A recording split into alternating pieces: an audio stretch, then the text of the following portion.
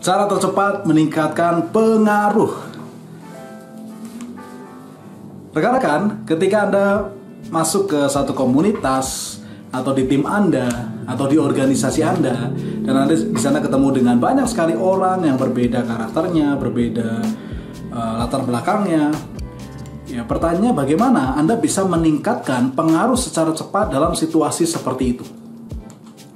Ada satu buku menarik dari John Maxwell ya. John Maxwell sendiri adalah seorang pakar kepemimpinan yang sudah diakui di berbagai negara di dunia. Ya, John Maxwell dalam bukunya Developing the Leader Within You mengatakan, solving problem is the quickest way to gain leadership. Menyelesaikan masalah adalah cara paling cepat untuk memperoleh kepemimpinan, untuk meningkatkan pengaruh Anda. Ya, jadi masalah adalah peluang. Salah satunya adalah peluang untuk Anda bisa meningkatkan pengaruh Anda di manapun Anda berada. Ya, jadi cara tercepat mendapatkan pengaruh adalah dengan mencoba menyelesaikan masalah. Yang jadi soal begini teman-teman, dalam satu masalah ya biasanya itu selalu ada dua jenis orang. Yang pertama adalah orang yang masuk ke bagian dari masalah. Misalnya bagaimana? Ya, orang yang menjadi bagian dari masalah bisa jadi orang ini yang melakukan kesalahan, tidak persiapan dan melakukan kesalahan, atau menjadi bagian dari kesalahan di situ, atau bukan hanya itu. Mungkin bukan dia menyebab kesalahannya, dia orang lain di tim itu, tetapi responnya ketika ada masalah mungkin mengeluh. Ya, ketika ada masalah mengeluh, menyalahkan, membuat orang jadi emosi. Nah, hal-hal ini yang membuat orang ini masuk kategori bagian dari masalah. Contoh lain, ketika ada rekan yang mengajak untuk meeting, untuk menyelesaikan masalah, mencari solusi, responnya biasanya, wah ngapain saya meeting, itu kesalahanmu, kamu sendiri dong yang cari solusinya. Atau yang harusnya meeting kan kamu dan dia gitu, bukan saya. Ya udah meeting aja sendiri, nanti hasilnya bagaimana kita tinggal setuju saja. Jadi orang-orang ini menjadi bagian dari masalah secara tidak sadar. Ya, secara tidak sadar kita menjadi bagian dari masalah dengan menciptakan suasana yang lebih negatif, suasana yang lebih emosi, sehingga orang tidak fokus pada solusi tetapi fokus pada masalah. Yang pertama, bagian dari masalah. Yang kedua, orang yang menjadi bagian dari solusi. Orang yang menjadi bagian dari solusi misalnya adalah mereka yang inisiatif untuk mencari solusi ya, mencari untuk ngajak meeting, ketemuan supaya bisa ada solusi atas satu masalah. Atau bisa jadi orang yang kepikiran idenya, kemudian menyampaikan, dia lakukan riset dan dia menyampaikan ide supaya masalah itu bisa selesai. Nah, ini orang-orang bagian dari solusi. Bisa jadi bukan orang yang punya ide, bukan orang yang terlibat dalam meeting, tetapi mungkin ada orang-orang yang bukan bagian departemen itu, tapi dia bisa menjadi konektor, menghubungkan antara orang-orang yang bisa menyelesaikan masalah, satu pihak lain dia menghubungkan. Jadi menjadi konektor atau penyambung ini juga termasuk bagian dari solusi. Atau ada satu lagi yang mungkin dia bukan punya ide ya, dia bukan konektor, tapi dia hanya sekedar penyemangat saja. Ketika ada temannya mencoba menyelesaikan masalah, dia bilang, "Semangat bro, you can do it, I know you can do it." Ya, oke, semangat meetingnya ya, semoga bisa selesai masalahnya. Menjadi bagian dari solusi. Ya, ketika ada masalah, teman-teman, kira-kira orang mana yang akan influence-nya, yang akan naik influence-nya? Orang yang menjadi bagian dari masalah atau orang menjadi bagian dari solusi? Tentunya yang influence-nya naik secara positif, orang menjadi bagian dari solusi. Pertanyaan yang lebih penting adalah, dalam situasi begitu, Anda biasanya masuk ke mana? Bagian dari masalah atau bagian dari solusi? Yes, rekan-rekan di tim Anda, di perusahaan Anda, di organisasi Anda seringkali menjadi bagian dari masalah atau bagian dari solusi. Kalau saat ini kita masih menjadi bagian dari masalah, ya segera putar haluan Anda, kemudian Anda mulai untuk menjadi bagian dari solusi. Buat rekan-rekan yang sudah menjadi bagian dari solusi, segera pertahankan supaya dampak Anda semakin positif dan bahkan bisa menularkan kepada tim Anda orang lain supaya mereka pun jadi bagian dari solusi. Nah sekarang bagaimana supaya kita bisa menjadi problem solver, bisa menjadi bagian dari solusi, ya sehingga influence kita bisa naik dimanapun kita berada. Yang pertama adalah dengan learn and upgrade consistently, ya, dengan cara belajar dan upgrade diri kita secara konsisten. Kalau kita mau jadi problem solver, kita harus naik level dalam kehidupan kita. Sebagai contoh, misalkan Anda, misalkan si Budi nih, Pak Budi mau biasa angkat beban 5 kilo ya. Dia mau terbiasa supaya bisa angkat 10 kilo. Dari 5 ke 10, apa yang harus dilakukan ya supaya bisa mengangkat beban yang lebih berat? Jadi harus latihan terbiasa dengan 5 kilo, kemudian mulai upgrade tambah ke 6, ke 7, ke 8, ke 9, sampai akhirnya terbiasa di 10 kilo. Kalau mau naik lagi ke 20, sama hal yang dilakukan. Terus melatih diri dan upgrade secara konsisten. Besar kecilnya masalah itu sebenarnya relatif ya. Masalah itu besar kecilnya dilihat dari siapa yang melihat masalah itu. Ya, jadi satu masalah itu bisa terlihat sangat besar ketika kapasitas kita kecil. Sekali lagi, satu masalah bisa terlihat sangat besar ketika kapasitas kita kecil. Sebaliknya, masalah yang sama bisa terlihat biasa-biasa atau bahkan kecil ketika kapasitas kita besar. Jadi, perbesar kapasitas kita supaya bisa selesaikan masalah. Learn and upgrade consistently. Yang kedua, rekan-rekan, ketemu banyak masalah dan coba selesaikan.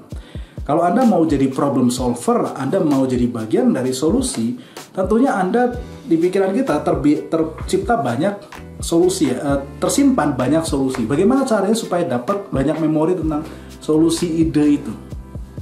Saya bersyukur bisa ketemu dengan banyak orang yang keren-keren di berbagai bidang, dan salah satu kuncinya adalah supaya mereka bisa jadi problem solver, ternyata mereka mengekspos diri mereka kepada banyak sekali masalah. Experience mereka dalam menyelesaikan masalah, dalam ketemu banyak masalah itu luar biasa. Ya, bahkan ketika levelnya staff, dia pengen jadi manajer, dia sudah membiasakan diri ketemu dengan masalah-masalah manajer sebelum levelnya manajer. Ketika levelnya senior manager mau jadi direktur, dia sudah ketemu masalah-masalah yang memang harus dia lakukan sebagai direktur, sehingga waktu dia naik dia sudah punya banyak solusinya. Ya, ketemu banyak masalah dan coba selesaikan. Ketika Anda ketemu satu masalah, maka di sini akan ada memori bagaimana menyelesaikannya. Satu solusi, ketemu 2, nambah lagi, ketemu 3, nambah lagi, dan seterusnya. Semakin banyak ketemu masalah, Anda bisa semakin banyak ide di pikiran. Masalah ini bukan cuma masalah yang kita alami sendiri. Anda bisa ngobrol juga dengan orang-orang yang sudah keren-keren ya, sudah experience-nya luar biasa, dan belajar dari masalah yang mereka temui ya. Studi kasus, segala macam. Semua itu akan tersimpan dalam memori Anda, sehingga suatu saat Anda ada masalah di kantor, di komunitas, dimanapun, di sini sudah ada ide yang siap untuk dipakai. Yang kedua, untuk jadi problem solver, bagian dari solusi, ketemu banyak masalah dan mencoba menyelesaikannya. Yang ketiga, ini menarik sekali ya, tanya kepada ahlinya. Tanya kepada orang-orang yang sudah berhasil menyelesaikannya, mengerti mana yang betul, mana yang salah, trik-triknya, sesuatu yang tidak pernah diajarkan ya. Cari orang seperti ini dan tanya supaya Anda belajar lebih cepat. Experience is the best teacher, but other people's experience is another even greater teacher. Gitu. Jadi pengalaman orang lain itu menjadi sumber pembelajaran yang jauh lebih luar biasa, karena lebih cepat, lebih hemat, lebih gak sakit ya kalau kita belajar dari pengalaman orang lain. Ya, saya satu keyakinan saya bahwa apapun yang saya hadapi, masalah apapun yang saya hadapi, sudah ada orang lain yang sudah lebih dulu ketemu masalah itu, sudah lebih dulu coba pikirkan solusinya, sudah lebih dulu trial and error, dan sudah lebih dulu berhasil. Jadi tugas saya adalah mencari orang seperti ini supaya mempersingkat waktu trial and error saya, mengurangi resiko kegagalan saya. Ya, saya cari. Sebagai contoh, terakhir saya belajar soal salah satu masalah saya adalah bagaimana supaya bisa iklan di Google dengan baik. Kemudian saya coba lakukan sendiri. Saya coba lihat dulu prosesnya. Wah, ternyata kalau saya udah bayangkan nih, nanti bakal ribet ya. Saya harus kumpulkan satu bagian lain, kemudian mengaplikasikannya. Itu pasti butuh waktu.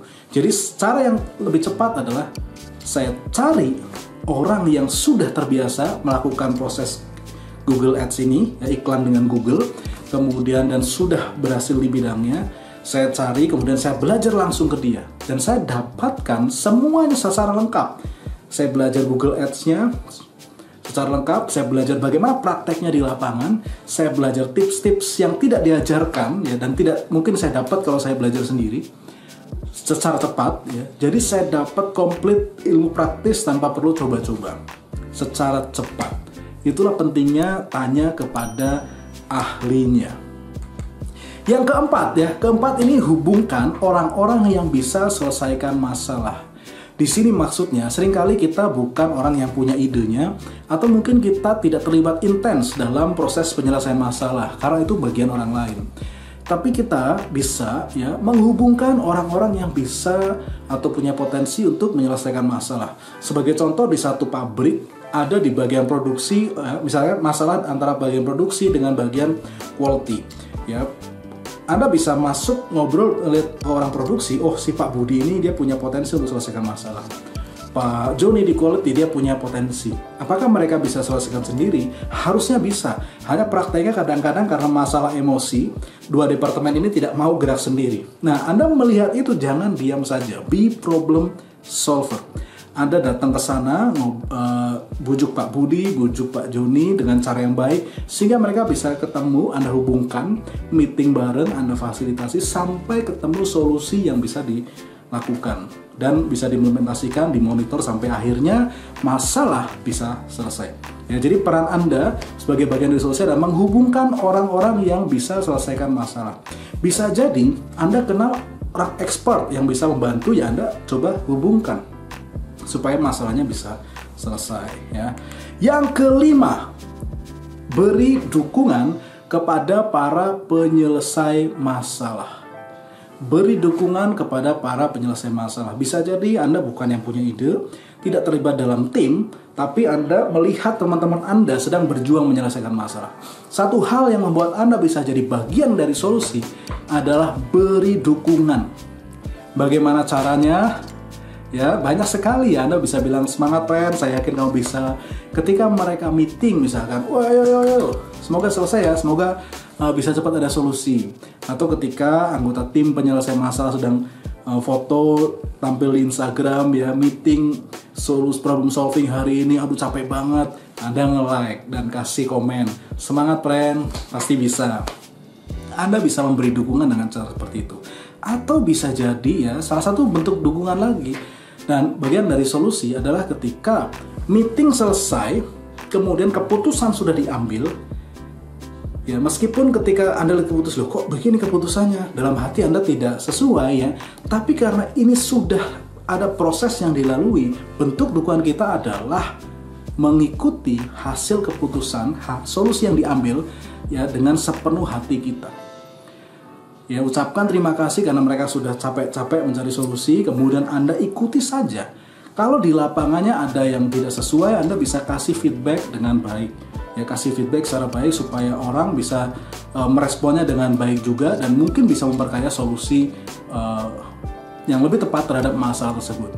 Jadi bukannya ngomong di belakang, bukannya nyala-nyalahin, bukannya komentar negatif, tapi Anda memberi dukungan, mengapresiasi, menjalankan hasil solusi yang dipilih dengan baik. Jadi beri dukungan kepada para penyelesai masalah. Ya, kalau itu dilakukan rekan-rekan, ya, yang paling penting adalah kita bisa jadi seperti yang dikatakan John Maxwell tadi, bagian dari solusi. Karena solving problem adalah cara paling cepat untuk meningkatkan kepemimpinan. Ya, dengan cara itu Anda sedang membangun kepemimpinan Anda, membangun pengaruh Anda dimanapun Anda berada. Jadi rekan-rekan yang luar biasa, mari, ya, kita coba untuk selesaikan masalah di tim kita, atau setidaknya kita mencoba menjadi bagian dari solusi, bukan bagian dari masalah. Dan dengan demikian Anda akan meningkatkan pengaruh Anda dimanapun Anda berada. Semoga bermanfaat. Dari saya Pustari Kurnia, salam dahsyat luar biasa.